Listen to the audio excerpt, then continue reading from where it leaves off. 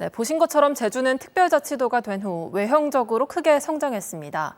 하지만 지난 16년 동안 문제가 없었던 건 아닌데요.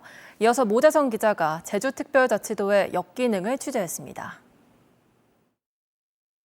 제주특별자치도 영어교육도시입니다.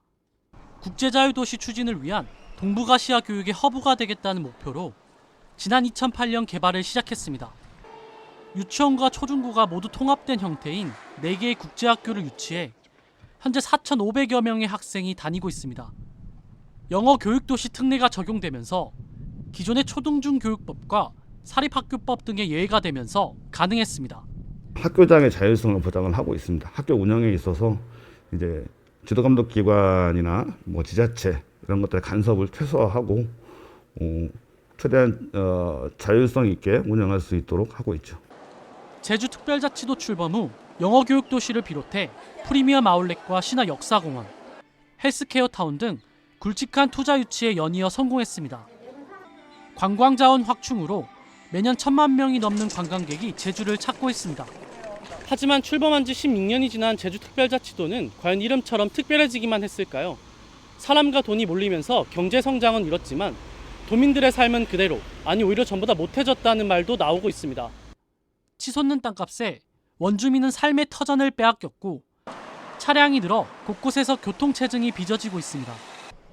상수원은 부족해졌고 급증한 쓰레기와 생활하수를 제대로 처리하지 못해 환경 파괴 논란까지 일고 있습니다. 그 도민의 삶의 질은 최악입니다. 그러니까 임금 소득이 전국 최하고요. 그리고 강력 범죄율이 1위입니다. 그리고 쓰레기 처리 안 되고 있고 하수 처리가 안 되고 있어서 청정제주란 말이 옛말이 됐죠.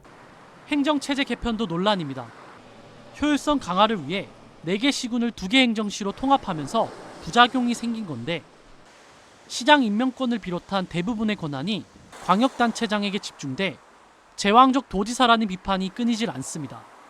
제2공항 갈등과 오등봉공원 개발 사업 의혹, 영리병원 문제 등 지역에서 논란이 되는 현안이 정보 독점과 불투명한 의사결정이 원인이라는 겁니다.